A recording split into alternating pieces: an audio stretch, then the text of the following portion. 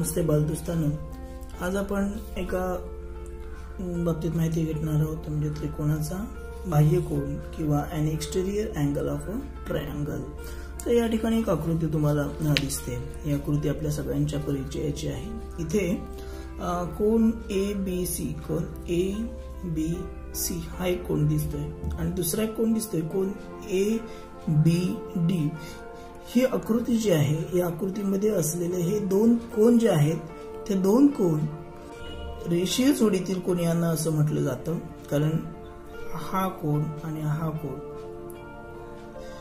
या एकाच रेषेमध्ये असलेले दिसतात आणि दोन विरुद्ध किरण त्यांची बाजू आहेत। त्यानंतर एक सामायिक बाजू आहे, एक सामायिक भुजा आहे आणि सामायिक शिरोबिंदू आहे।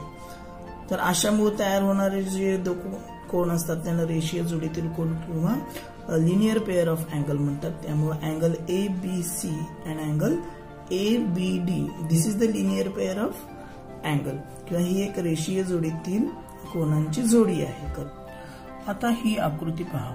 इथे त्रिकोण ABC हा एक त्रिकोण दिलेला आहे आणि या त्रिकोणाचे प्रत्येक आंतरकोन जे आहेत, इथे कोन A असेल, इथे कोन B आहे आणि इथे कोन C, हे सगळे आंतरकोन इथे रंगवलेले दिसत आहेत। आता या त्रिकोणाच्या प्रत्येक बाजू वाढवलेली दिसते। इथे बाजू AB आहे, ती दोन्ही बाजूला बघा पिंक कलर मध्ये वाढवलेली आहे। या बाजूला वाढवली, त्यानंतर या बाजूला वाढवली। तशीच बाजू AC सुद्धा या बाजूला वाढवलेली दिसते आणि या बाजूला सुद्धा वाढवलेली दिसते। बाजू BC जी आहे ती सुद्धा या बाजूला वाढवलेली दिसते आणि इकडे या बाजूला वाढवलेली दिसते।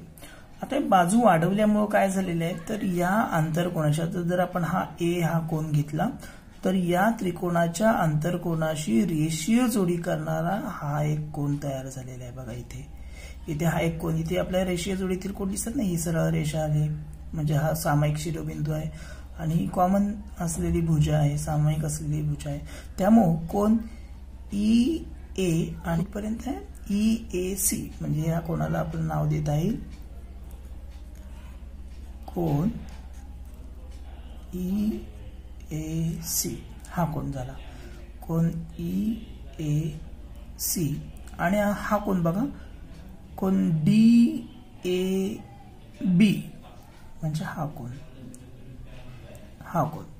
कोन DAB हा कोन सुद्धा या कोनाशी काय करतो, रेषीय जोडी करतो। ही एक सरळ रेषा आणि ही एक सामायिक भुजा, म्हणजे हा कोन DAB आपल्याला दुसरा कोन म्हणता येईल अशा पद्धतीने, कोन DAB।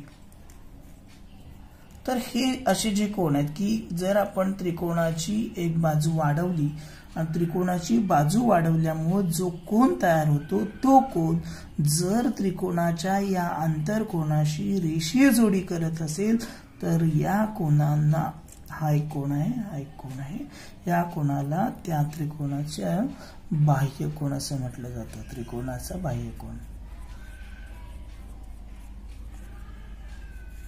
त्रिकोणाचा बाह्य कोन असं म्हटलं जातं।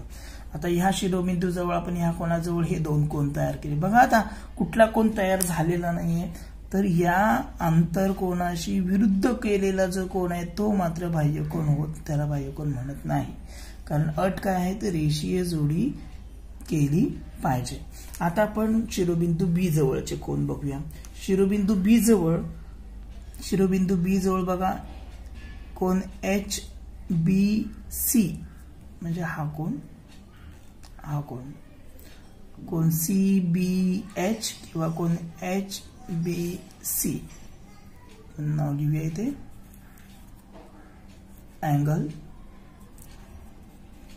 HBC हा एक कोन तयार झाला। आणि दुसरा कोन आपण बघूया।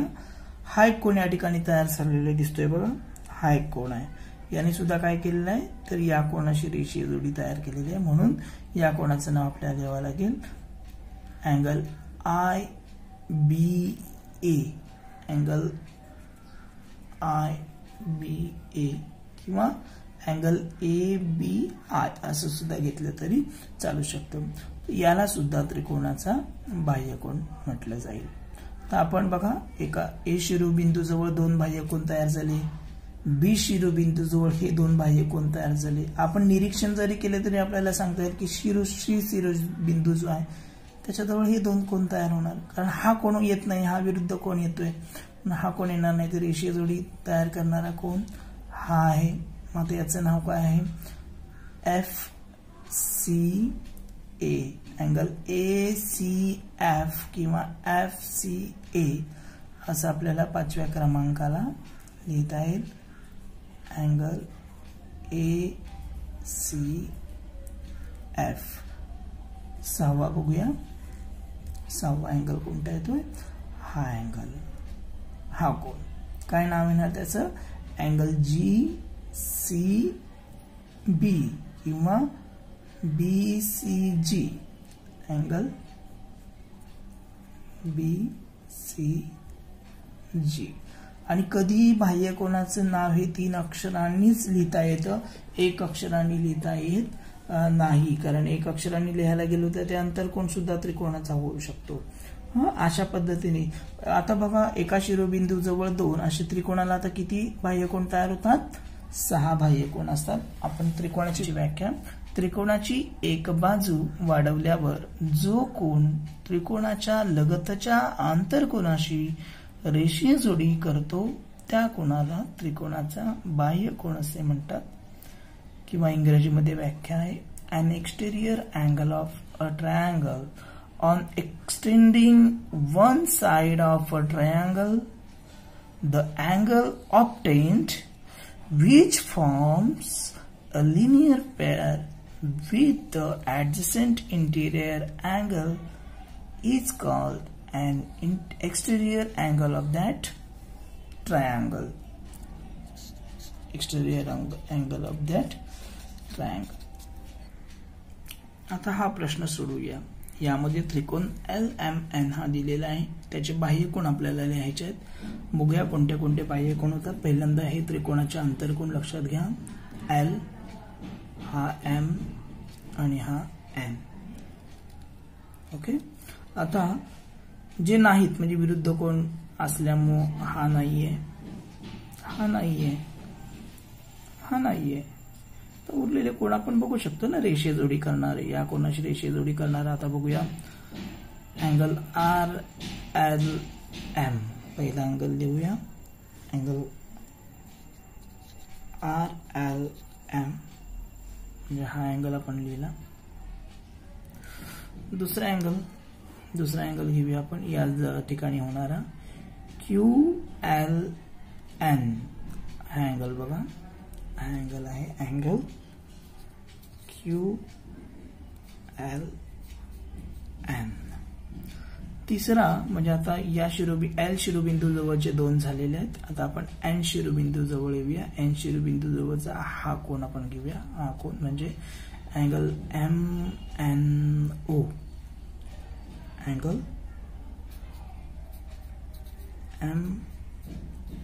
MNO.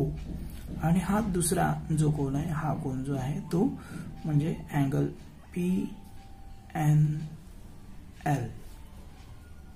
Angle PNL. तर या जवळचे सुद्धा 2 झाले. आता याच्या जवळ असलेले 2 कोन, हा कोन पहिल्यांदा आपण घेऊया. हा कोन पण रेषीय जोडी करणारा पाहिजे. हा कोन अँगल SML. Angle SML. आणि मग याच्याशी रेषीय जोडी करणारा, जसं आपण याच्याशी रेषीय जोडी या कोणाने केली होती तशी याच्याशी इथे रेषीय जोडी करणारा हा जो कोन आहे तो अँगल TMN असा हा अँगल होईल. Angle TMN. बघा, प्रत्येक शिरोबिंदू जवळ इथे आपण बघितले, प्रत्येक शिरोबिंदू जवळ 2 कोन तयार झाले. इथे पण लगेच लक्षात येईल तुम्हाला. L शिरोबिंदू जवळ इथे 2 झाले, त्यानंतर N 2 झाले, M जवळ 2 झाले. अशा पद्धतीने एका त्रिकोणाला 6 शिरोबिंदू, 6 बाह्यकोन असतात.